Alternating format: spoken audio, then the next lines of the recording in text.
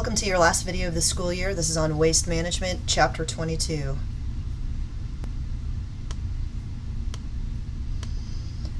Alright, your first questions are about the Fresh Kills Landfill, which is in Staten Island, New York. It is one that is currently closed. What will it be used for? It's going to be used for a public park. And what does New York do with the garbage now? It ships it to other states. So kind of lets you know what this is a good introduction for this whole chapter, in that we throw away a ton of stuff. The question is, where does it go? Both here in a developed country and then in a developing country. And we're going to talk about all kinds of garbage. Food waste, paper waste, e-waste, plastic. And if you do get a chance, watch these videos. I highly recommend that you at least look at one. It kind of gives you a picture of the whole thing, but if you just want a snapshot, take a look at this. The landfill initially opened in the 1920s, and it was primarily used for coal ash, because this is back in the day before we had Clean Air Act, and so lots of pollution was produced, including solid waste pollution, and it was just put into the regular landfill. And you can see that there was a sweet spot in 1962 and 1963, but then in the late 60s, when we started having throwaway containers for everything, the amount of trash that was going into the landfill continued. And as you're going to see throughout this particular chapter, the way that we do garbage here in the United States, it doesn't decompose. So everything that you put in there stays in there, which means at some point you run out of room. And New York instituted mandatory recycling in 1999, but you can see by 2001 they had to close it, and that landfill was considered to be the world's largest landfill. Now they're having, and by they I'm talking about New York, are having to haul their garbage to New Jersey, Pennsylvania, and Virginia in tractor trailers. Now, why is this a problem? Because you're using fossil fuels and emitting all of that fun waste that comes out of a tailpipe, because you're having to take your waste somewhere else. You're producing even more pollution. Now, the landfill is being slated to become a public park. If that kind of creeps you out a little bit, well, it kind of does me too, but this is what's happening to landfills that are closed. They're capped with grass, and they're monitored to make sure no ucky stuff is coming out, but they're at least reusing the land for something else. They do have to be vented to burn methane off. We're going to talk about that in a little bit. These types of landfills, the kind of decomposition that goes on produces methane gas, and if it was allowed to build up, it would, explode and catch on fire. All right, so what do I mean by solid waste? Solid waste is any unwanted or discarded material produced that is not a liquid or a gas. And there's different kinds that you need to know about. There's municipal, and that is non-liquid, and it is created by homes and workplaces, small workplaces, like our school would be considered to be municipal. And you can see here, it's usually, here in the United States, it's usually put into landfills or burned, or it's put into open dumps if it's in a developing country. Another type of waste is industrial. It's exactly what it sounds like. It's produced by industry. This is where you have most of your very toxic stuff that's being produced. And then you have the third category, hazardous or toxic waste. I consider hazardous and toxic waste kind of a subset of the first two categories, because even your own homes can produce toxic waste. If you think about things like batteries and old cell phones, those things contain toxic components that can end up in landfills. And then we're going to talk about what happens from there. Just be aware of what I mean, especially municipal. The national exam is going to expect that you understand that that means city and small workplaces. So the composition of the garbage is going to be a little bit different. So what is the preferred approach to waste management? To not manage it at all, to have less of it. And we're going to talk about what that looks like in our individual consumption of resources. But you can see that regular waste management, what we have right now, is reducing the impact of this garbage without, seriously trying to reduce the amount of waste produced. And you can see you can bury it, burn it, ship it, dump it somewhere else. What we really need to be doing is not making as much garbage as we do in the first place.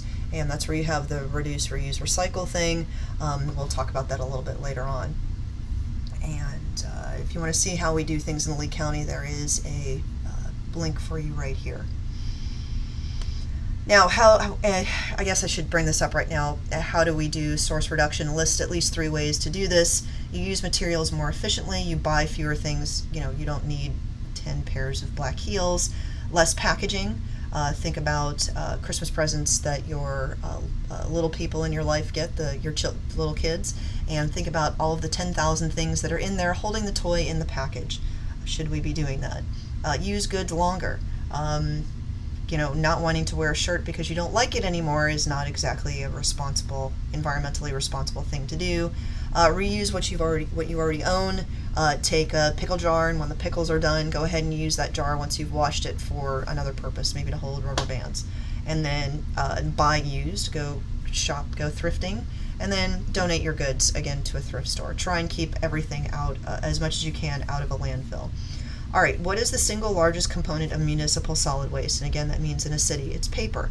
And that should be kind of shocking to you considering how easy it is for us to recycle paper. And you can go ahead and see what the breakdowns are. And as a matter of fact, if you look at that whole thing, the majority of that could be recycled. And either recycled into itself again, like metals, you melt them down and you make something else with that same metal. In the case of plastic, sometimes you have to chip it up and use it in some other way. But most of that stuff there, really, if we were being responsible, should not end up in a landfill at all. All right. What is the solid waste disposal method used in developing countries? It's open landfills, which you can see there here on the left. I'm going to explain what that girl is doing here in a second. And then here in the upper portion of this particular picture. And then in developed countries, we have what are called sanitary landfills. The garbage is hauled away. And again, I'm going to explain that momentarily. But to talk about this here on the far left, lots of countries. I'm not going to have a chance, I don't think, to show you the clip that I'm talking about. I'll upload it onto our classroom site. But there are plenty of countries where you have second, third, and fourth generation what are called garbage pickers. They live there at the dump. They scavenge their food out of the dump. They pull things out to sell. And while this sounds ingenious, you have to imagine what it's like to walk through that landfill, look for things to eat and to sell. Everything's mixed together. You have food mixed with pieces of broken glass, mixed with punctured bottles of bleach, mixed with batteries that are leaking out all over everything. It's an incredibly risky lifestyle to live in these camps. All right, and here is the difference between an open dump and a sanitary landfill. An open dump is exactly what it sounds like. Dig a hole, bury your stuff. Not even bury it, but just dump it there. Sanitary landfills are basically like Tupperware containers. You line the bottom of the hole with stuff so that things don't drip out. You tightly compact your garbage in there, and then you cap it with something else. It's a Tupperware container, really. There are pros and cons to each one. Open dumps. The cons are anything that gets dumped there is that going to end up in your water supply. Decomposition smells terrible. It attracts scavenging animals, and as we already discussed, it's very unsafe for the poor who use that as their main source of food and income. The upside is that things decompose, so all of the components of the things that are thrown in there end up back into the various cycles: carbon cycle, nitrogen cycle, water cycle. Sanitary landfills avoid all of the problems of open dumps. If lined properly, none of the toxic materials that end up in a landfill end up in our water supply. You don't have the smell. The downside is, because it is so tightly packed in there, as we're going to see in a minute, things don't decompose, not even food. So eventually it fills up and it becomes a waste of space. Also, the kind of decomposition that takes place in these anaerobic environments, remember, produces methane. So if the methane builds up and is not burned away through collection tubes, sanitary landfills can explode and catch on fire. All right, this is what a sanitary landfill looks like. You need to be able to describe the main features of a sanitary landfill throughout its lifetime: construction, use, and closure. Be able to list at least one pro and one con of sanitary landfill use. So I'm just going to go ahead and read to you what I've got. Line a hole with plastic or lots of clay. Compact and cover garbage with soil at the end of every day. Put in and monitor pipes for methane gas, which we already talked about, and leachate. Here's what leachate is. It rains, water gets in there, and it percolates through. Imagine, if you will, how coffee is made. Coffee is essentially coffee ground leachate. You have that hot water running through, catching the essential oils and other chemical compounds out of the ground, then ending up in your coffee cup. Leachate in a garbage dump is obviously a little bit less yummy. And so you have water percolating through, picking up whatever is in there, including bacteria and toxins. And if that liner wasn't there, it would end up going into our groundwater, as you can see in this picture. Instead, pipes catch it and put it into a leachate storage tank, and then it's treated, and the stuff that can't be treated is put into what's called a secure landfill. I'm going to talk about that in a minute. You can see here these methane gas recovery wells. This is a brilliant idea. I mean, if methane is being produced anyway, and it's natural gas, and you can use it to create electricity, why not? The answer is we don't do it because we don't do it. Instead, the methane gas is at least burned off. Not great because that produces carbon dioxide, but at least better because methane is a pretty potent greenhouse gas. All right, so let's see if I covered the whole thing here. No, I didn't cover the final part of this life cycle. Okay, so we have it put in and monitor pipes for methane and leachate production. Leachate has to go to a secure landfill. Methane is collected for use or burned off. Then, when the thing is completely full, you can't put any more garbage in there, you cap it with plastic and gravel and soil and plants. The whole thing must be monitored even after capping to make sure that leachate doesn't end up in groundwater and methane doesn't build up and explode. Pro is you have no smell or spread of disease. Other contaminants are contained. Con, decomposition doesn't happen very quickly or at all, meaning that the landfill just sits there forever. We are running out of room for garbage, and that this is also a NIMBY problem, not in my backyard. Everybody wants a place to put their garbage, but nobody wants it near their house. Leachate may eventually end up escaping, liners crack, and end up in our water supply. All right, what are the two main types of pollution? I should go back here, sorry. What are the two main types of pollution produced by sanitary landfills? Again, leachate and methane. How are they managed? There are pipes in there that collects leachate and takes it to a secure landfill. Methane is burned or captured for use, as seen here. All right. What does RCRA stand for? It stands for Resource Conservation and Recovery Act. How does it apply to sanitary landfills? It sets national standards for landfill construction, use, and monitoring. Remember from our previous discussions, RCRA is a prevention rule. It means that anywhere that you have waste of any sort that could be considered hazardous, there are rules that you have to use when disposing of it, and that applies to garbage. And so you can see on the left is a more proper way of doing things, and on the right, not so much. All right. How does a waste to energy, which is WTE, plant transform garbage into electricity? Shocking absolutely no one. After you sort it, burnable material is burned to boil the water, to create the steam, to turn the turbine, to turn the generator, to create the electricity. What are the two types of pollution that the plant must manage during the process? I have arrows here that are pointing to them. Air pollution coming out of the smokestack and ash left over from the burning process. What type of garbage would probably not be good to use in a WTE plant? No, I don't know, anything toxic? You know, like let's not burn batteries and have whatever is in there released into the air. We have a waste to energy plant here in Southwest Florida, out in Buckingham.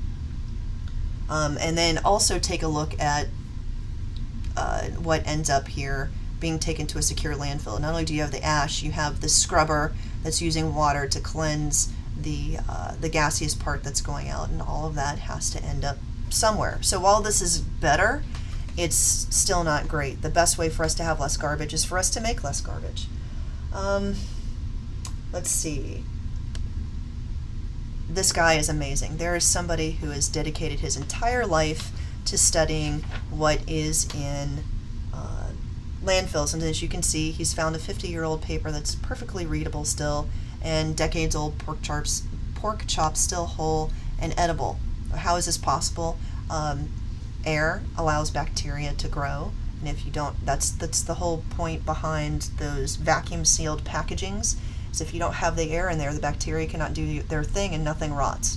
So these are basically time capsules, disgusting time capsules of our consumer lifestyle here in the United States. Okay, let me go ahead and answer the questions from the science behind the story. Why don't sanitary landfills eventually turn into soil? Conditions don't exist for decomposition. No moisture or air available to bacteria because of compaction. What is a misconception about the type of contents that dominate a sanitary landfill? there's really not a lot of plastic or diapers in there. It makes up a vastly small amount of what is in our landfill. As you could see before, the majority of what goes in there is paper, which we should be recycling every single page. What is a source of toxicity in sanitary landfills that the general public may not be aware of? It's discarded medication. If you have medication that you are no longer using, take it to a hospital and allow them to go ahead and incinerate it or chemically neutralize it. Dumping it down your toilet means it goes directly into a wastewater treatment plant where it's not treated, or throwing it away means it ends up in a landfill, and it will eventually end up in our water supply that way too. So there are lots of medication. It's not just stuff you get from the doctor, it's the over-the-counter stuff as well.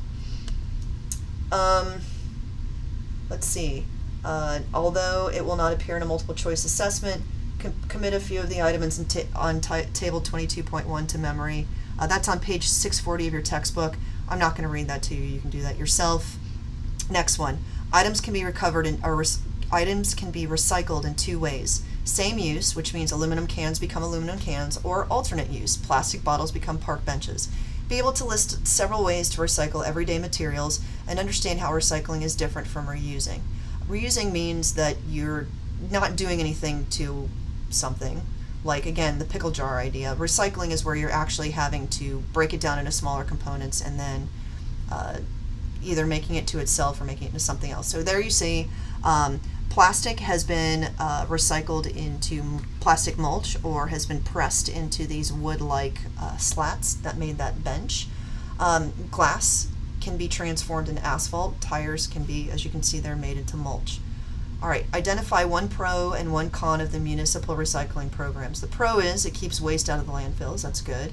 Materials are less expensive to get at instead of mining. So if you go from what you would normally throw away into another item, you're spending less energy. And when you spend less energy, you're using less fossil fuels and you have less of the problems that are associated with both mining for new materials and then also the processing and all of that other good stuff.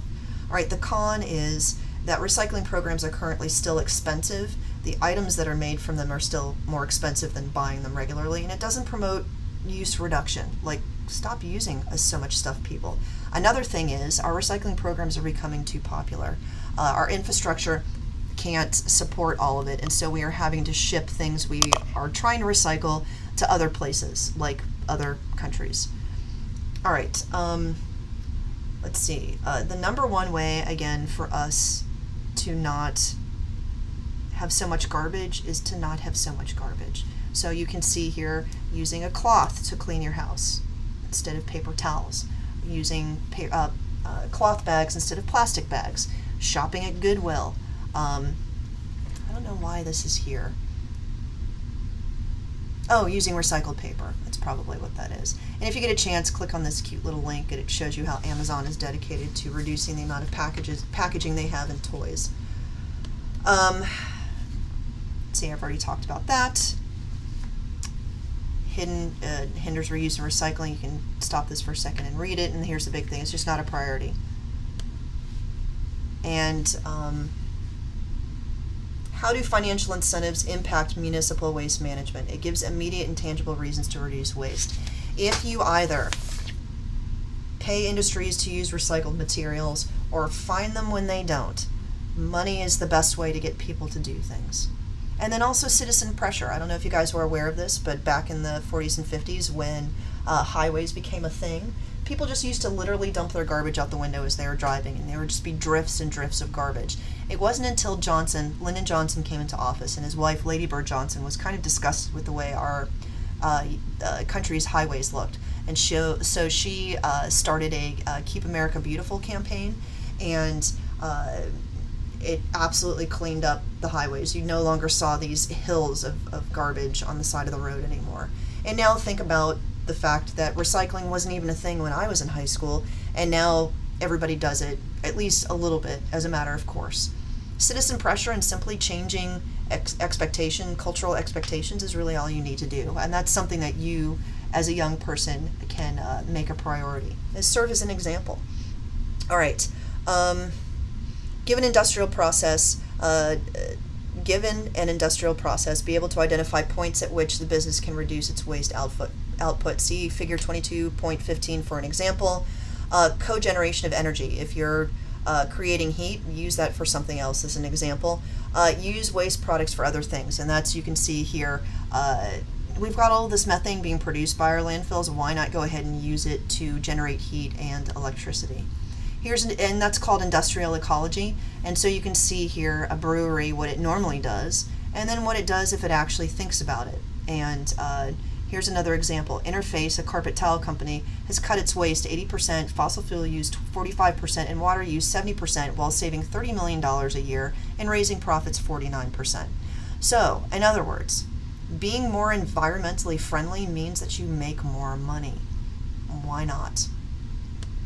All right. The next thing is, how are the 4 types of hazardous waste different from each other? Ignitable means it can catch on fire. Corrosive means that it corrodes metal. That means it breaks down metal. Reactive means it's chemically unstable. It can explode or create noxious fumes. Noxious means bad to smell. Or toxic. It can harm human health when inhaled, ingested, or touches the skin. Yes, hazardous waste can be one or more of these things at the same time. All right. Name 5 heavy metals. In what type of tissue do they usually accumulate? You have lead, chromium, mercury, arsenic, cadmium, tin, copper. That's more than 5. They accumulate in the fatty tissue, so that's bioaccumulation. And then if you have this happening in animals, it can biomagnify as you move up the food chain. So even small amounts lower in the food chain become high amounts higher in the food chain, and really impacts those apex predators. Remember that everything from learning disabilities to schizophrenia can be caused by excess buildup of these things. Know where you can find these things. Lead is in old pipes and also paints. Mercury you can find in coal, and it's also as methyl mercury is a byproduct of a lot of industrial processes. Arsenic can be found naturally, like those wells in Bangladesh. Chromium and cadmium show up in a lot of times in electronics, and then tin and copper you've probably seen around. Those are used in lots of things, including building material.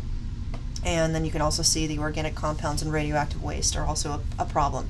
So there is a law that was put into effect called RCRA, which we're going to talk about momentarily. But what this leads us to is a brief discussion of what's called e-waste, which is electronic waste. Surprising no one, it's the fastest growing solid waste problem. That's cell phones, computers, TVs, MP3 players. The composition includes high quality plastics and valuable metals that if you throw them away are lost to landfills, but then there's lots of toxicity that's in there. Most discarded e-waste ends up in landfills. However, 70% of the world's recycled e-waste is shipped to China. Shocking no one. It's dismantled usually by children for materials, incredibly unsafe environments. A lot of these metals, as you're heating them up, become vaporous, and so the people who are taking these apart, usually children, are inhaling these toxic fumes. And because they're developing countries, the rest of the waste is burned and then dumped into waterways and fields, and as you can imagine, ends up in water supplies. And actually, if you get a chance to go through this Time photo gallery, you're going to see that the place where most of the e-waste gets sent has literally the highest levels of miscarriages and birth defects in their children. And also watch the story of stuff in electronics.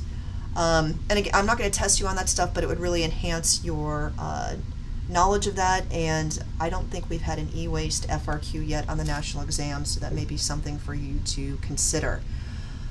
All right, where does most e-waste go? As I said, regular landfills, sanitary landfills here in the United States. How does recycled e-waste still pose a threat? Again, the inner workings of e-waste are toxic to humans, both if it's just put into landfills and the waste ends up in our water supply, and then for humans who are breaking it down when they inhale toxic fumes. How does RCRA apply to hazardous waste, especially industries that generate large amounts of it? They have to manage it from cradle to grave. So that means that when Apple makes the phone, they are responsible for having recycling programs where you can go ahead and turn that phone back in. And they usually provide some sort of incentive, like gift cards, for you to shop there. So all companies in the United States that make e-waste must have some sort of recycling plan in place to accept back your electronics when you are done with them. All right, what international treaty seeks to prevent the dumping of hazardous waste produced by industrialized nations in developing nations? Because remember, it's still cheaper to go ahead in some cases to ship your e-waste to, let's say, India and just leave it there than it is to actually treat it. So that is the International Basel Convention. This is another treaty that we have not signed off on. Us, Afghanistan, and Haiti. Do realize, though, there are a lot of companies who already honor the convention. How can you personally help? Let your dollars do the talking. Only buy from companies that have a very well-established e-waste recycling program in place, and let other companies know why you're not buying from them. Alright, so what are 3 primary means of hazardous waste disposal? How does each work? What are the benefits and drawbacks of each method? Okay, so first you have surface impoundment, which is where you put waste in plastic-lined ponds until evaporation is complete, and then the dry material is taken elsewhere. The pro is it's easy to build. The con is stuff can go wrong. Cracked liner, waste blows away, rain causes overflow, so it ends up in our environment. And then also just that it's a temporary storage. It's not a permanent solution. That's another con. All right, then you have deep well injection. You drill below the water table to inject waste into the ground. The pro is it stays away from people and groundwater. The con is tectonic plates move, and you can end up with a crack in this injected waste, and leaks can occur, and then it does end up in your groundwater. And then you have landfills, which is essentially it's a hazardous waste landfill. So it's essentially a sanitary landfill made for hazardous material. The pro is it keeps the waste contained. The con is there are very strict laws for construction, and it can still leak. Ultimately, we should not be making waste that is toxic and stays toxic for essentially forever. It might be the way we can avoid all of this is to start rethinking all the processes that we have that create waste that has to be stored as if it's radioactive. All right, so it's an incredibly blurry photo of a open pit, containment pit, and you see these a lot in things like cyanide heap leaching. Don't remember what that is? Please go back and look. All right, so here you have a secure landfill on the left and deep well injection on the right. All right, what two U.S. locations were responsible for the creation of laws that dealt with the cleanup of hazardous waste dumps / spills? What happened in each location? The 2 your book talk about are Love Canal. We talked about this already in class. A residential neighborhood. An elementary school was built on top of a hazardous waste dump site. Totally not against the law. And the waste came out of containers, and it contaminated various areas in very tangible ways, as you can see here. That's what it looked like. If you're wondering why the windows are orange, it's because they're boarded up. These are pools of toxins that came out of all of these barrels, and it eventually cost over $275 million to clean up. Then you have Times Beach, Missouri.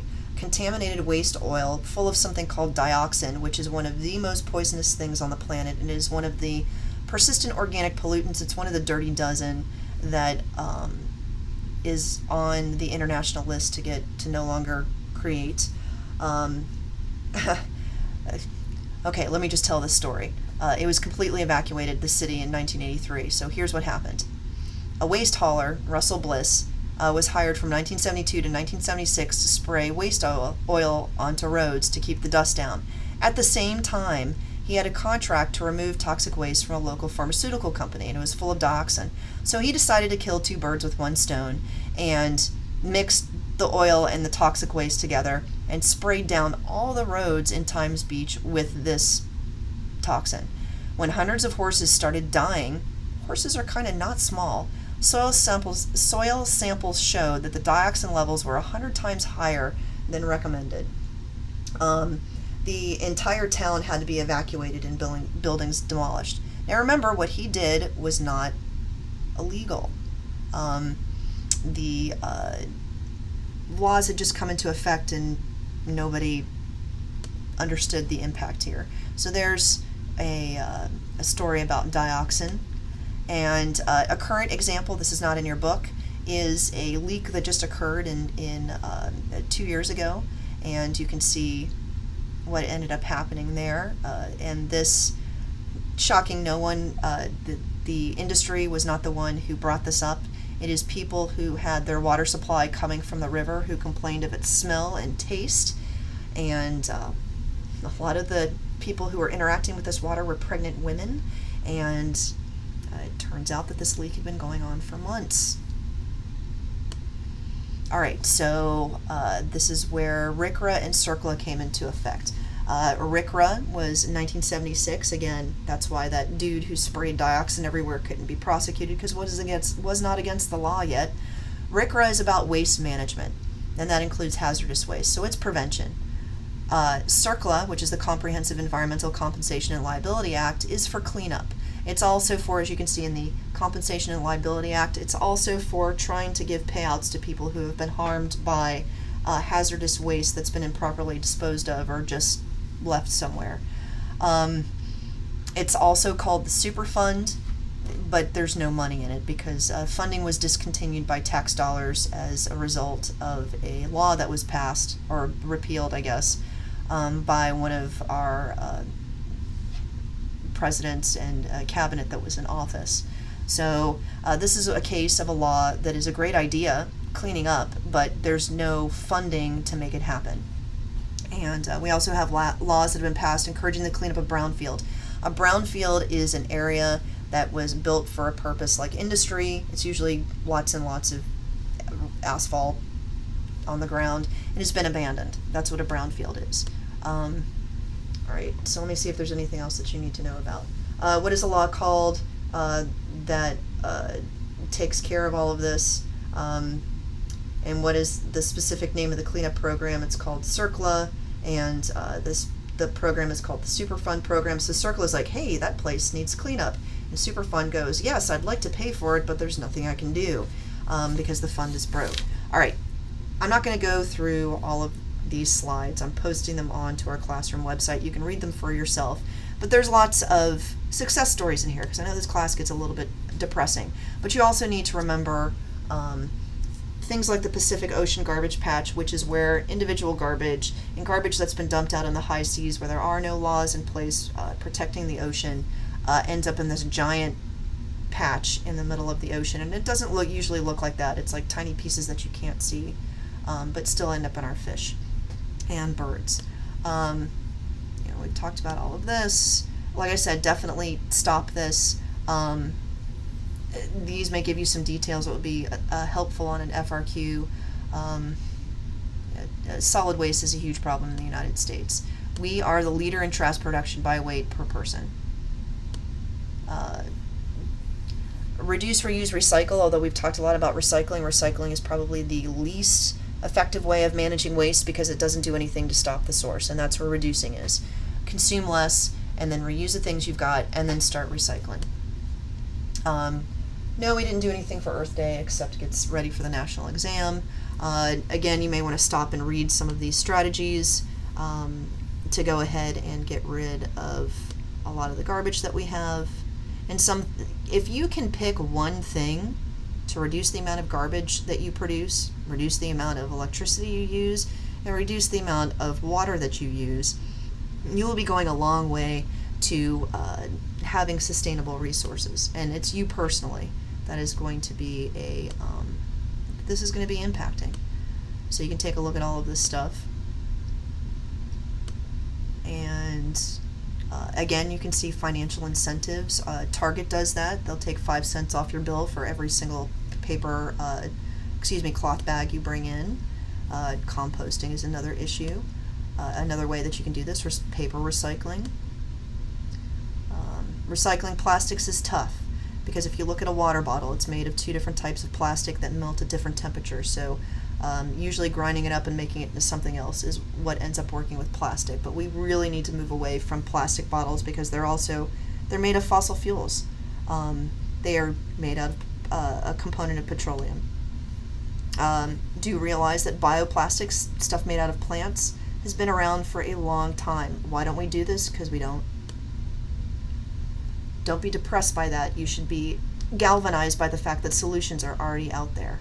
Now, we can detoxify hazardous wastes, at least taking them out of our water supply especially.